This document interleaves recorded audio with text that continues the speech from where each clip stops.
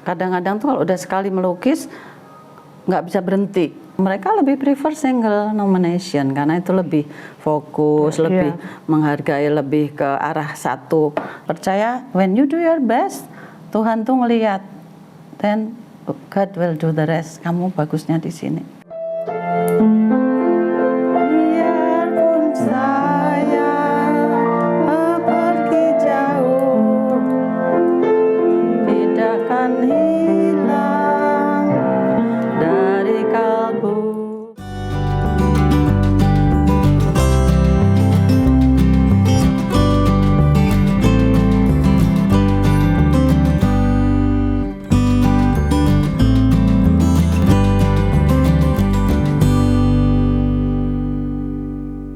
Hai Citra Perempuan Indonesia, hari ini saya berkesempatan bertemu dengan salah satu tokoh inspiratif perempuan, yaitu Ibu Tuti Rosdiono. Beliau aktif di Komisi 9 dan aktif di beberapa komunitas kebudayaan. Mari kita lihat dan kita simak apa saja kegiatan beliau dalam keseharian beliau.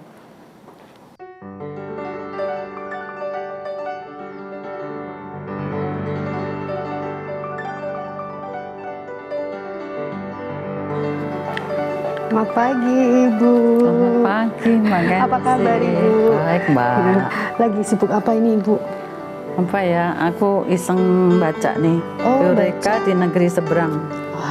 It's a very nice book. Iya. Yang sebuah buku yang mengalir dan mengajak.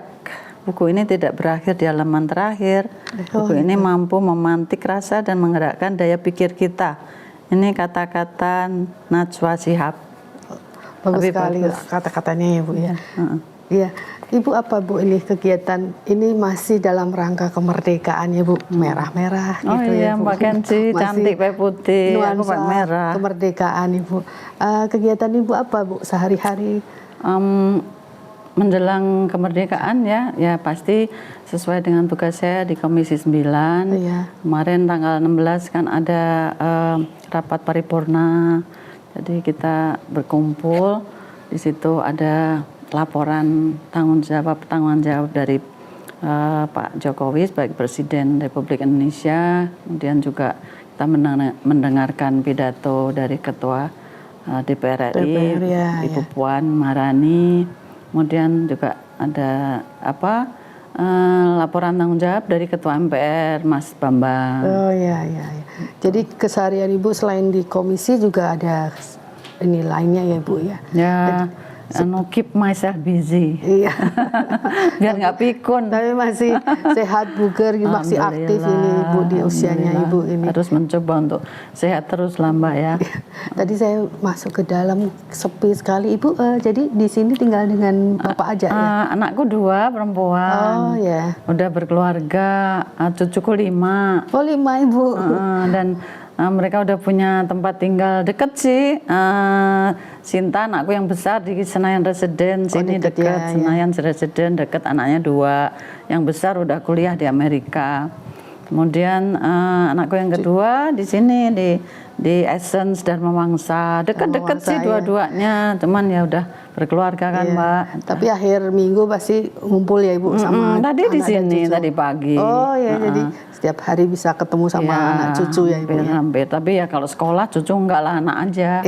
Drop by bawa kopi, bawa apalah roti, sandwich gitu. Iya. Oh Ibu, saya lihat beberapa kayaknya koleksinya Ibu banyak sekali ya. Ada lukisan, ada bahkan saya tadi sempat lihat-lihat ada beberapa penghargaan juga ya Bu. Nanti bisa dong Bu ya di share ke teman-teman. Aku nih kan udah I'm finished with myself, maksudnya aku udah umur yang ya menikmati, mensyukuri, menjalankan tugas yang terbaik apa yang bisa saya lakukan gitu. Jadi perjalanannya cukup 2 kali lipat Mbak Kenzi. Justru ini akan menginspirasi kita para perempuan yang ada di Indonesia biar seperti Ibu tetap aktif di usianya dan tetap sehat gitu ya Ibu. Kita boleh ya Ibu agak-agak lihat-lihat gitu ya Bu. Silakan. Ini rumah tua yang direnovasinya juga sangat minim. karena waktu itu juga ya terbatas, pokoknya nggak mau dirombak gitu aja. Jadi it's a very old house, terus dihias sendiri juga apa adanya gitu. Tapi nyaman sekali Bu ketika kita masuk tadi udah merasakan ademnya kalau orang Jawa gitu ya, ademnya. Dan Jawanya masih kental sekali ya. Ya saya kan memang saya besar di suasana yang sangat Jawa di Salatiga, saya lahir di Salatiga. Ibu saya orang Semarang, ayah saya orang Solo, jadi tinggal di tengah-tengah. Kemudian saya bersaudara, dan hari-hari kita itu selalu ada gamelan kan di rumah.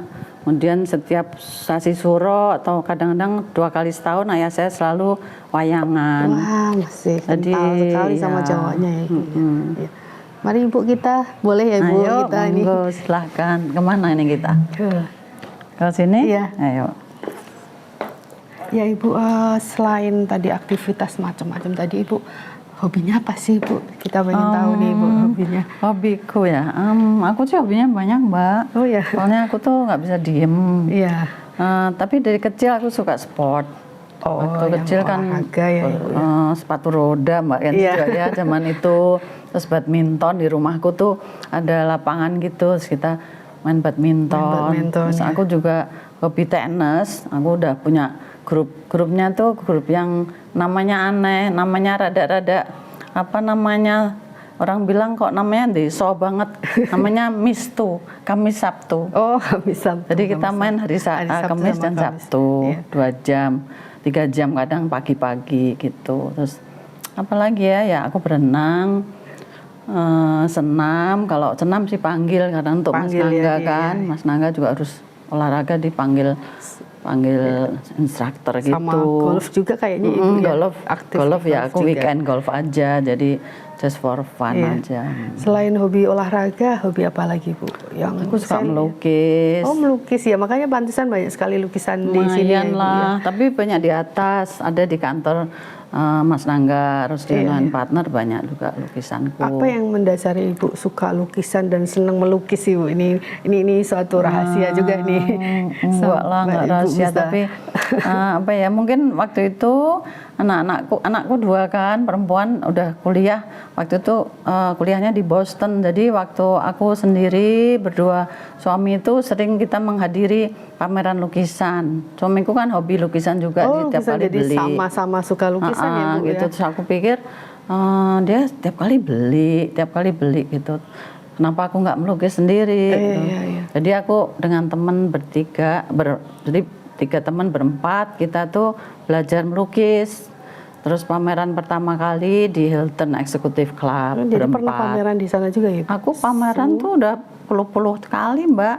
Oh gitu. Lukisanku tuh yang udah terjual sekitar hampir 200 lukisan. 200 lukisan dengan lukisan yang macam-macam ya Bu? Ya, ada apa objeknya aja, ya? Objeknya apa aja Bu? Objeknya pertama dulu sih kita memang dari bunga kan, bunga style life itu namanya itu. Terus aku mulanya juga dari krayon, terus dari apa namanya tuh areng tuh, terus dari akrilik. Akhirnya aku lebih suka ke oil painting. Oh, sekarang oil painting ya. On kanvas. Jadi macam-macam objeknya selain pemandangan, bunga ada. Iya.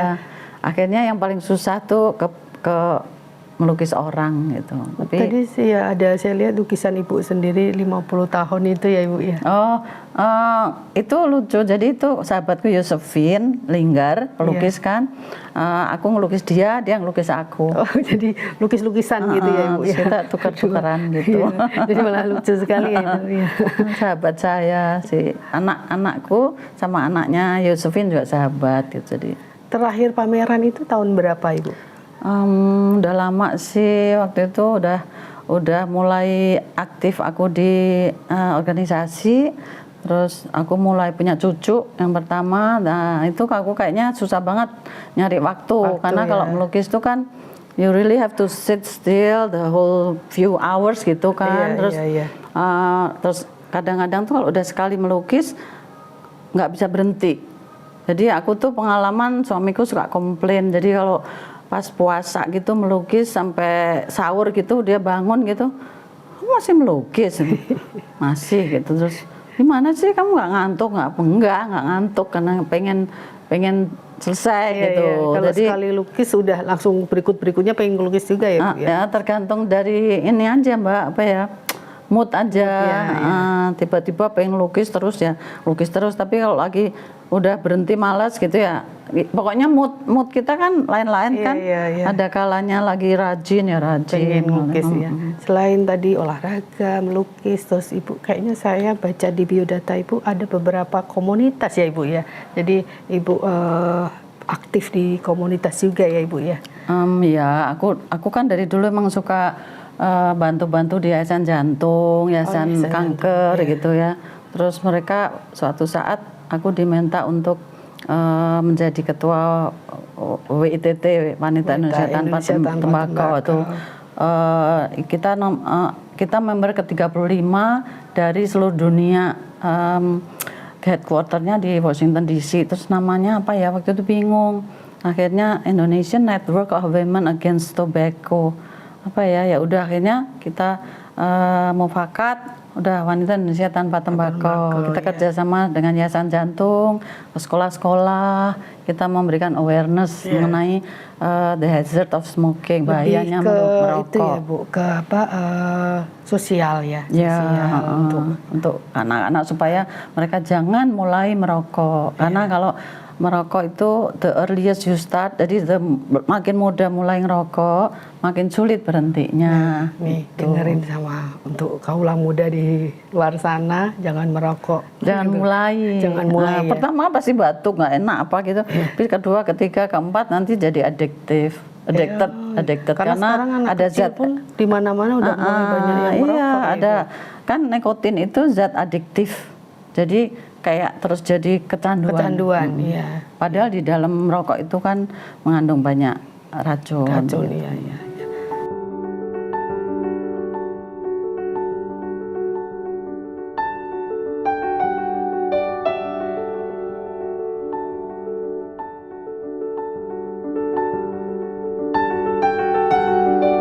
Lalu kegiatan Ibu di budaya itu apa aja Ibu, misalnya Ibu sebagai apa di kebudayaan itu? Aku sih kalau waktu itu saya memang aktif banget nari. Oh Ibu ya, nari juga. Waktu saya masih muda dan kurus. Jadi penari juga ya Ibu ya? Sekarang masih kurus Ibu? Enggak lah, aku udah gendut banget. Nah dulu itu saya punya grup dengan banyak teman-teman. Membuat suatu yayasan Mitra Barata. Barata. Di Jakarta ini wayang orang yang masih eksis dan bagus adalah Barata. Barata itu seniman yang tinggal di daerah sana Sunter ya, atau mereka itu senimannya, jadi Barata namanya. Ya, khusus untuk seniman di daerah Sunter sana. Sebetulnya itu grup wayang orang, wayang wong ya. Iya. Itu mainnya di Jalan Wilomba Kalilio di situ di Semlemba. Wayang orang itu sama nggak sih dengan apa namanya kayak ketoprak gitu Bu? Mungkin teman-teman pengen tahu juga. Beda-beda tipis. Kalau wayang orang kan memang ceritanya pakem, wayang uong. Kalau ketoprak itu sejarah. Oh gitu. Jadi udah sendiri-sendiri. Beda sedikit lah. Ketoprak lebih loose ya, lebih bebas mengekspresikan lakon masing-masing. Tapi kalau wayang kan harus sesuai dengan ya Merkudara tuh harus gede, perannya harus pakem, nggak boleh berubah. Biasanya Ibu memerankan apa ini? Oh aku segala macam. Pernah jadi Sri Kandi, Mustaka Weni, Janaka pernah. Janaka kan bukannya laki-laki ya? Ya, gitu. Tapi bisa dilakukan oleh perempuan. Mbak Puan pernah nari sama kita. Oh gitu. Mbak Puan juga keren loh kalau nari. Dia jadi Kumojoyo waktu itu, dan beliau berkenan juga nari di panggung. Biasanya gitu. itu tampil di mana Ibu selama ini? Kita waktu itu rajin banget. Kita selalu bikin pagelaran-pagelaran tuh rutin ya. Dulu di Gedung Kesenian Jakarta, kemudian ke Teater Indonesia, itu teater besar yang di tim di Taman Ismail Marzuki.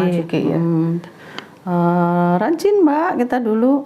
Biasanya ngangkat cerita apa ya Bu? Kebanyakan saya wayang orang, Jadi ngangkatkan wayang orang itu selalu ada moral message-nya. Jadi selalu ada pesan yang mengandung pesan yang bagus di dalamnya. Misalnya yang jahat itu akan dikalahkan oleh yang kebaikan. Baik, gitu ya. Terus orang yang culas itu akhirnya suatu saat juga akan dihukum oleh alam. Jadi alam itu selalu mempunyai kayak saringan, saringan alam itu selalu ada. Di dalam grup Ibu Wayang Orang ini harus bisa pinter nari juga ya Ibu? Enggak harus ya? Kita nggak harus pinter nari. Jadi kita kumpulin siapa yang berkenan, tertarik, itu nanti ada gurunya, ada lakonnya, nanti dipilih si ini jadi ini, jadi ini, jadi ini. Nanti kita latihan, mungkin latihannya sekitar 2-3 bulan, terus kita fun lah pokoknya, nanti bajunya juga khusus. Terus kata-kata diajari nembang juga. Jadi teman-teman juga bisa ya Bu masuk di grup Ibu? Bisa yuk, kita kan udah lewat nih pandemi. Kita harus bikin wayang. Terutama yang milenial ya Ibu ya. Mungkin bisa kita gandeng milenial untuk bisa semakin mencintai budaya Indonesia. Karena memang seperti Ibu tadi kegiatannya begitu banyaknya, dari sosial, olahraga, budaya, sekarang wayang orang. Iya, wayang orang tuh menurut saya akan sangat digemari kembali asal dibikin beda, jadi lebih ke millennial style, pendek, nggak terlalu lama, terus juga harus dinamis, bergeraknya cepat gitu. Tapi lakonnya jangan terlalu lepas dari pakem, jadi message-nya yang bagus itu tetap ada. Tapi itu pakai bahasa Jawa atau bahasa Indonesia ya Bu? Kita dulu yang uang gitu kan. Cucuku kan pernah ikut, ada cucunya Atila Suryajaya juga, itu dulu kan anak-anak dari JIS. Anakku juga sekolahnya di English speaking. Jadi kita ajak mereka ke panggung, kita kasih tahu kamu itu anaknya Janoko ya, kamu teman-temannya nih. You'd say ceritanya begini. Jadi waktu itu ada bahasa Inggrisnya. Oh gitu. Lucu banget. Jadi malah campuran ya Bu? Campur, bahasa Indonesia ada, bahasa Jawa ada, bahasa Inggrisnya juga. Gitu. Pokoknya kita rangkul milenial, anak-anak juga ikut. Itu jadi makin orang merasa tertarik juga ya, pengen lihat gitu ya Bu. Karena kan nggak seperti zaman dulu yang wayang uwong itu kita lihat, aduh monoton sekali kan dengan gamelannya, dengan ini. Kalau sekarang lebih harus dinamis, harus menarik dan harus menginvolvekan anak-anak muda. Jadi ayo kita bikin secepatnya. Mumpung sekarang udah nggak pandemi ya, jadi kita masih bisa latihan gitu ya. Jadi sambil merangkul teman-teman milenial nih, kita memang makin harus bergerak ke milenial ya Bu ya. Harus. Anakku Sinta waktu itu bikin bagus banget, jujur bukan karena saya ibunya yang mengangkat dia bikin lakonnya Sri Kandi Nekat, judulnya aja udah kocak kan, Sri Kandi Nekat. Dia bawa temen-temennya 150-an temen nari di panggung di Teater Jakarta, judulnya itu Sri Kandi Nekat, dan dia memberikan rewards kepada tokoh-tokoh wanita. Waktu itu ada Bu Sri Mulyani, Bu Retno Marsudi, ada Bu Marta Tilar, ada Mbak Retno Maruti, pokoknya tokoh-tokoh dia pilihin, dia berikan itu penghargaan. Bagus banget. Ceritanya berarti di ini sendiri ya Bu, skenario sendiri. Ada dirubah-rubah sendiri, tapi ada pakemnya, dan itu selebritis diajakin pada mau tuh waktu itu. Lucu lah, pokoknya nanti kita mesti bikin lagi. Kita harus bikin yang untuk nextnya ya Bu ya, yang terutama untuk teman-teman di luar sana, kita ajak semua untuk semakin mencintai budaya. Harus. Budaya itu menurut saya juga, kalau Pak Jokowi persis mendengarkan ini, acara ini, yang di atas di sana juga mungkin Kementerian Kebudayaan itu harus satu Pak, budayaan kita tuh jutaan, kita paling bagus di seluruh dunia, nggak ada yang ngalahin Indonesia. Jadi kebudayaan, please Pak, kalau bisa kebudayaan itu satu aja, jangan dicampur dengan pendidikan dan respect. Kalau bisa.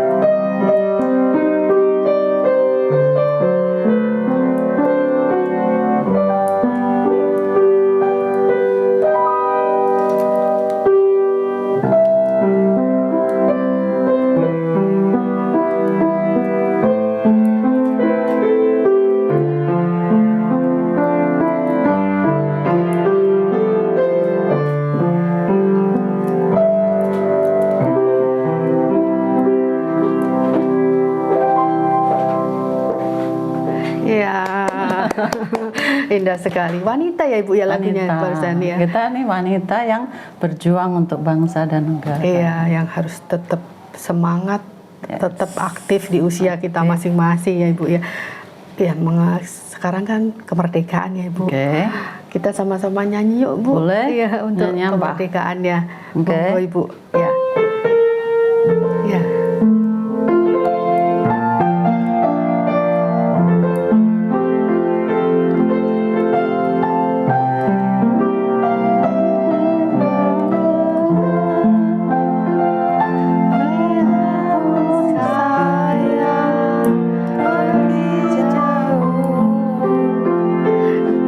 Tidakkan hilang dari kalbu tanahku yang ku cintai, engkau ku hargai.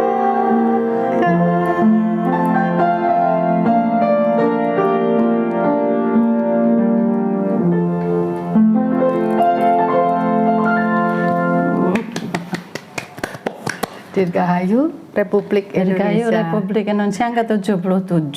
Semoga Indonesia pulih lebih cepat, bangkit lebih kuat. Amin. Merdeka. Merdeka, merdeka, merdeka.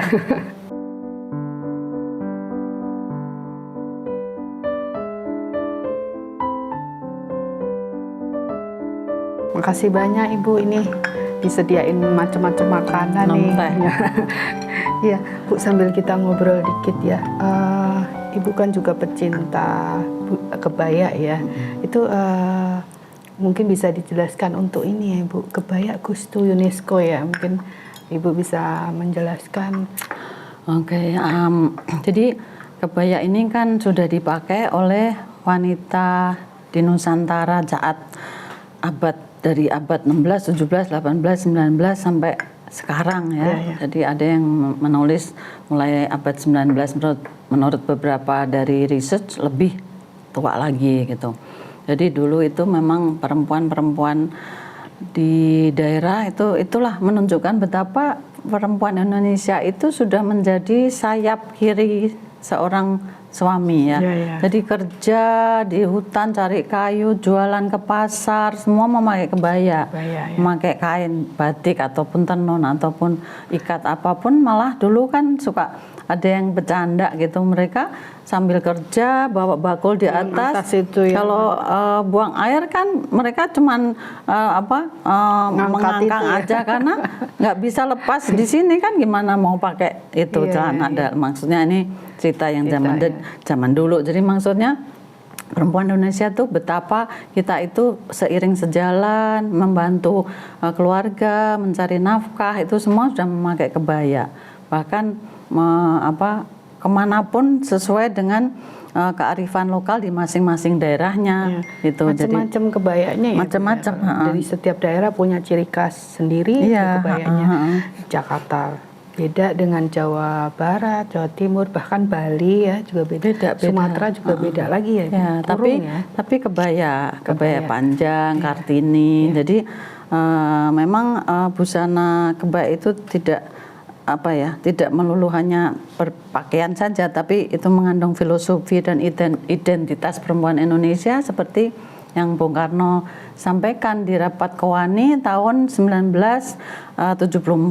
Jadi waktu itu memang sudah digaungkan oleh Bung Karno bahwa perempuan Indonesia itu adalah perempuan yang memakai kebaya sebagai identitas diri. Jadi Indonesia itu identik dengan kebaya. Kebaya itu pasti Indonesia gitu ya, Ibu, jati diri kita. Jati diri. Seperti India memakai sari tidak berarti itu joint nomination dengan Bangladesh kan, single nomination maksudnya, tapi Bangladesh, Pakistan, ibu-ibunya boleh memakai sari. Jadi kita juga kalau kita nanti bisa berhasil menggolkan single nomination, tidak berarti Malaysia, Singapura, Brunei tidak boleh, tidak mungkin. Justru kita ajak mereka, ayo kita memakai kebaya lebih cantik. Sama seperti Jepang memakai kimono ya Ibu. Jadi siapa yang pakai kimono pasti orang Jepang itu, dari Jepang gitu ya. Indonesia pun begitu ya. Yang memakai kebaya ini berarti Indonesia gitu ya. Itu pasti ini melalui berbagai macam tahapan ya Ibu ya kalau untuk mendaftarkan jadi di UNESCO. Memang UNESCO ini kan juga pengakuan di UNESCO ini kan juga baru relatif lah, baru. Jadi dari baru 2005 ya, kalau nggak salah. Jadi masih termasuk relatively new lah untuk. Jadi kita ini sudah menurut UNESCO yang sudah diakui itu ada 600 bentuk budaya di seluruh dunia, 600 item ya, atau apa itu 600 macam dari berbagai macam yang single nomination, yang joint nomination hanya 60 belum sampai. Jadi artinya 10% saja. Di situ juga menunjukkan bahwa mereka lebih prefer single nomination karena itu lebih fokus, lebih menghargai, lebih ke arah satu hal yang kita harus akui dan hargai gitu. Allah dari satu bangsa atau satu negara gitu. Jadi benar-benar ini milik Indonesia gitu ya. Ya, menurut saya. Jadi kalau nanti kita gimana anak cucu kita nanti bisa menghargai kebaya kalau ini dijadikan seolah-olah kepunyaan bersama rame-rame gitu. Jadi akhirnya nanti identitas dari bangsa kita sendiri agak blur ya, agak membaur dengan negara lain, jadi appreciation-nya dari anak-anak cucu kita nanti kurang. Perlu juga komunitas lain untuk mendukung gerakan ini ya Ibu ya. Iya, jadi semakin banyak yang bagus kan sekarang udah banyak komunitas yang itu ikut ini ya menggaungkan ke UNESCO itu ya, mendukung ke UNESCO. Jadi jalan pagi terus CFD, terus ada yang gerakan TikTok, ada yang menari bersama di Jogja, itu luar biasa. Jogja memang aktif sekali. Barawa, Bali juga luar biasa. Bali itu hari-hari tidak pernah kebaya, ibu-ibunya itu di pasar yang kecil aja kesehariannya pakai kebaya. Jadi gimana kita bisa menyamakan dengan negara lain yang berpakaian baju kurung dan hanya 1-2 ibu saja yang memakai dan kebaya di sana. Itu nggak melulu untuk yang jualan kebaya gitu, tapi UMKM pun makin meningkatkan UMKM. Sangat Mbak. Karena mendukung kebaya ada kain gitu ya, ada sanggul gitu kan. Kainnya aja macam-macam kan, bisa batik, tenun, ikat, lurik, belum nanti ini anting, aksesoris, selop, sendal, terus gelang, apa gitulah kita perempuan kan selalu yang jadi memang bisa mengangkat berbagai macam positif di masyarakat kita. Karena kalau bukan kita siapa lagi ya Ibu yang untuk menggerakkan ini. Nanti hanya seperti dongeng gitu kan, kalau seandainya kita nggak mendaftarkan Indonesia punya kebaya gitu, masa sih? Tapi kalau udah didaftarkan udah jelas udah resmi untuk di mata dunia kita udah tercatat. Mbak. Dan dulu kan batik seperti itu juga. Malaysia dulu hampir mengklaim batik punya mereka bersama lah. Tapi kita kekeh kita batik jauh banget bedanya ya. Jadi akhirnya ada diakui UNESCO, ada Hari Kebaya Nasional. Batik nasional. Jadi ini juga akan mudah-mudahan juga Pak Jokowi mendengarkan dan mungkin pemimpin di atas sana menentukan juga untuk mempunyai kita nih mencanangkan Hari Kebaya Nasional. Hari Kebaya Nasional itu permintaannya tanggal berapa Ibu?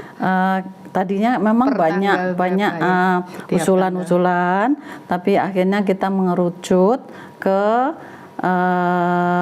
tanggal 24 Juli di mana Bung Karno mengatakan itu tadi bahwa kebaya adalah identitas perempuan Indonesia. Yang diucapkan oleh Bung Karno saat rapat dengan Kowani tahun 1974 tanggal 24 Juli. Mudah-mudahan nanti bisa kita disetujui oleh semua bersama-sama. Jadi kita permintaannya per tanggal 24 Juli ya, yang akan dirayakan setiap tahunnya.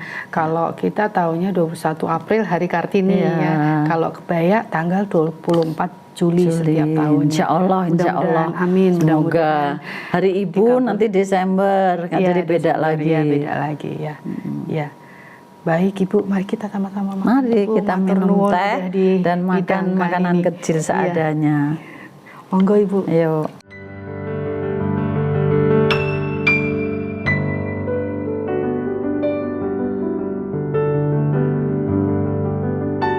Aku juara 1 loh tenis.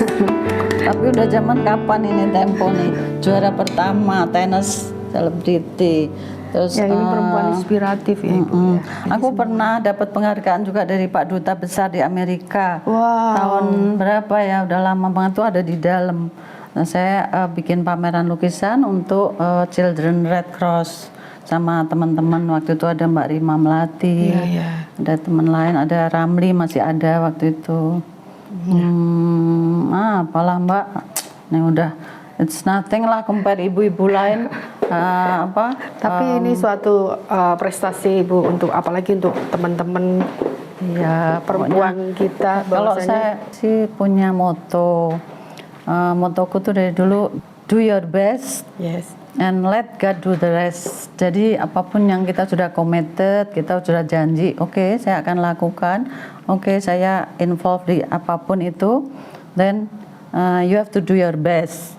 Nah, di akhirnya tetap nanti God yang do the rest. Iya. Itu aja. Yang penting selama kita hidup, selama kita diberikan umur panjang, kita melakukan semuanya dengan positif ya Bu, ya sebaik-baiknya dan semua kegiatan positif ya.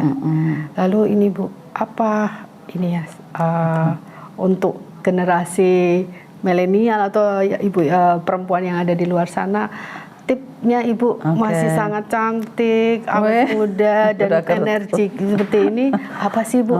Banyak yang tanya ini Bu. Apa ya? Ini aja menurut saya mungkin kita harus selalu bersyukur apapun itu, karena kalau ibu saya dulu selalu bilang gini, kalau kamu seneng jangan seneng banget, kalau sedih jangan sedih banget. Kenapa?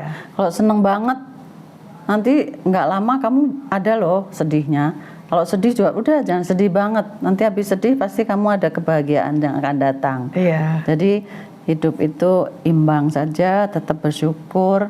Dan imbang tuh gini, kalau ibu saya hari ini kamu ditraktir makan enak atau kamu pengen jajan yang lezat-lezat gitu dari pagi sampai siang malam. Tapi kalau udah next day-nya kamu minum jamu, makan rebusan saja, makan yang yang berlemak ya, yang berlemak, yang nggak berlemak ya. Gitu. Jadi imbangin, jangan hari ini makan enak terus nanti kita juga akhirnya nggak sehat gitu kan.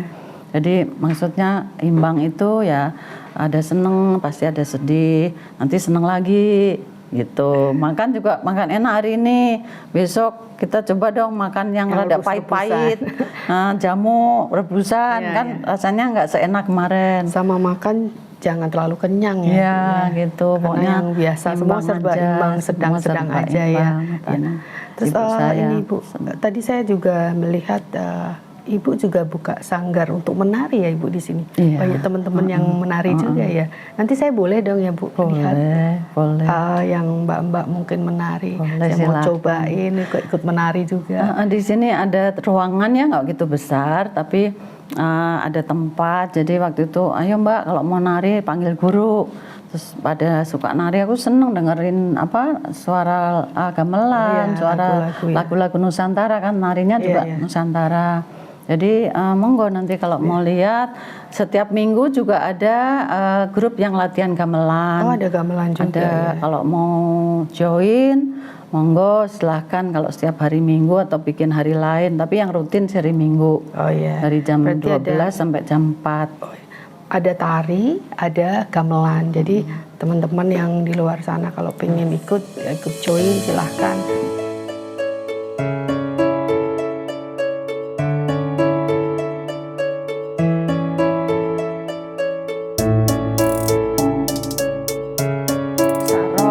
gede ini saron, yang kecil nih saron penerus, kecil ada peking namanya tuh yang kecil peking. Oh, peking ya. Ini itu gambang yang dari apa namanya kayu. Iya ya.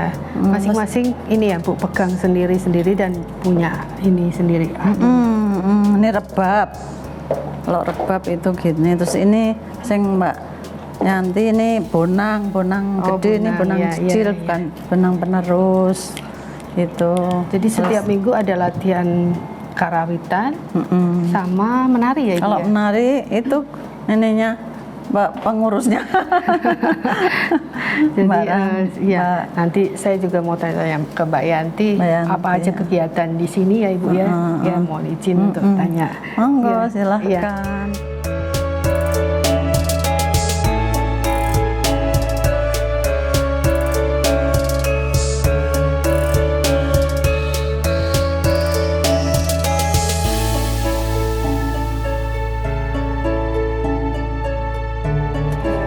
Lagi latihan apa ini Mbak? Kita latihan gamelan hari ini sih, tapi saya baru sekali ini yang Mbak Arum ya. Mbak Arum yang sudah Kalau yang pegang gamelan latihan Mbak Arum ya, setiap apa ya? Hari apa? Harinya biasanya sih Minggu ya atau Sabtu hari libur. Gitu ya. Tapi boleh untuk teman-teman di luar sana untuk ikut ya Mbak ya? Boleh. Boleh ya. Boleh banget. Nanti bisa langsung ke Mbak Arum atau dengan Ibu Tuti nanti supaya teman-teman yang ingin ikut bisa untuk latihan gamelan ya Mbak ya. Latihan gamelan di sini. Setiap hari Minggu ya. Terus kalau untuk latihan menarinya ini kita setiap hari Senin jam 3 sampai jam 5 ada latihan tari Nusantara. Sementara ini kita lagi belajar tari Bali. Oh, tari Jadi, Bali. Menari tidak harus dari kecil, tapi kita sudah seumur kami ini masih bisa menari, karena menari itu kan untuk melestarikan budaya bangsa. Ya. Itu setiap hari apa tadi? Setiap hari Senin. Hari Rabu Ya. juga ada, tapi nanti tergantung ini jamnya. Ya. Biasanya sih office hour ya. Kan kita untuk yang jadi bebas ya, siapa aja yang mau ikut menari boleh ya. Iya. Tarian yang ada di seluruh Nusantara ini. Dari tari Bali ada ya, tari Minang. Iya. Itu batas usianya ada nggak ya? Apa dibeda-bedakan ini kelas ini? Nggak ada. Yang penting fisiknya masih kuat ya kan. Memang kalau seusia kita itu nggak dipaksa untuk yang menari profesional ya, enggak sekali, tapi yang penting kita bisa dasar narinya tuh bisa ngikutin ya. Bisa ngikutin. Kalau selama ini setelah menari sering tampil apa enggak Mbak? Jadi teman-teman kan ini ya. Tampil ya. Di Sarina, di Danar Hadi. Oh gitu ya. Jadi teman-teman selain latihan, nanti kalau udah bisa salah satu dari menari itu kita bisa pentas ya. Nanti pentas di seluruh kalau ada kebudayaan yang ini ya. Event kebudayaan. Ya gitu. Jadi selain tadi ya latihan gamelan, latihan menari, kita apa lagi selain itu? Ada program lain apa enggak? Pengen itu ya LD. Line dance, ya. Jadi ini semua di bawah naungan Ibu Tuti di komunitas apa ya Mbak ya? Tidak khusus di Kebaya Foundation, tapi memang di bawah seluruh Kebaya Menari. Ya, jadi seluruh teman-teman bisa ikut serta menari, karawitan, dan nanti ada line dance. Jadi bisa ikut di latihan ini bersama dengan Mbak Yanti, Mbak Arum, dan kawan-kawan. Ya, berarti nanti bisa ngubungin Mbak Yanti atau Mbak Arum ya untuk ini ya. Boleh. Setiap hari Senin atau Rabu atau Minggu aja langsung ke sini jam 3 sampai jam 5 sore. Ya, apalagi yang milenial itu. Karena untuk melestarikan kebudayaan, terutama untuk menari ya.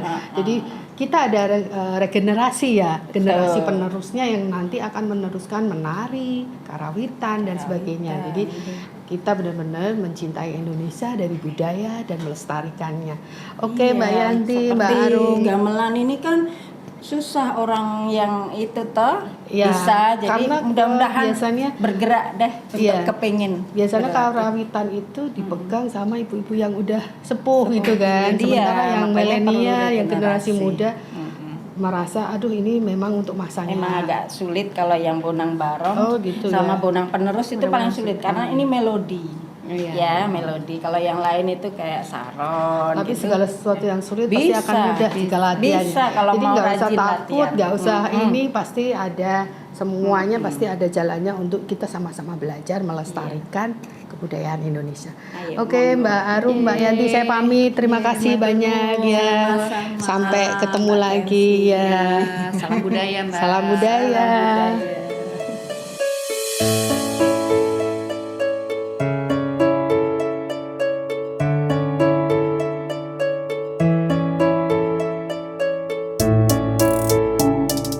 Lalu Ibu ini satu lagi yang ingin saya tanyakan, mungkin yang teman-teman pesan Ibu apa ya untuk teman-teman yang supaya bisa Untuk adik-adik ya. makin Untuk adik-adik, untuk generasi anak-anak cucu saya, dalam hidup kita memang harus terus berkarya. Jangan berhenti berkarya. Seperti saya udah tidak muda lagi, tapi kita lakukan apa yang terbaik yang bisa kita lakukan untuk keluarga, untuk masyarakat, dan kalau bisa untuk bangsa dan negara. Dan itu tidak usah harus ambisius yang habis-habisan, nggak usah, ngalir aja. Yang penting do your best, apa yang kamu suka, always do your best. Nanti God will do the rest. Seperti saya nggak pernah bermimpi akan jadi somebody apalah, pelukis, anggota DPR atau bagaimana, nggak pernah. Pokoknya saya hanya ngikutin air mengalir dengan percaya when you do your best, Tuhan tuh ngelihat, then God will do the rest. Kamu bagusnya di sini, begini. Nah itu kita syukuri, itu aja. pesan yang sangat menginspirasi kita semua ya untuk bisa seperti Ibu. Insya Jadi Allah. teman-teman semuanya, intinya kita harus selalu berbuat yang terbaik untuk kita, untuk keluarga, untuk teman-teman tersayang, dan khususnya untuk masyarakat Indonesia. Ya Ibu, sepertinya ini saya udah banyak sekali dapat info dari kegiatan Ibu dan sangat menginspirasi saya. Insya Allah, ingin sekali bisa mudah-mudahan. seperti Ibu dan teman-teman sekalian juga. Terima kasih sekali. Masih banyak yang lebih hebat dari saya, tapi pokoknya yang penting kita menjaga kesehatan. Karena kesehatan adalah yang kita Paling harus utama jaga, ya, Ibu, paling ya. utama. Iya. Ibu, saya pamit. Terima kasih Terima banyak. kasih, Ibu. Mbak Terima kasih Nancy. banyak. Ya. Sehat selalu.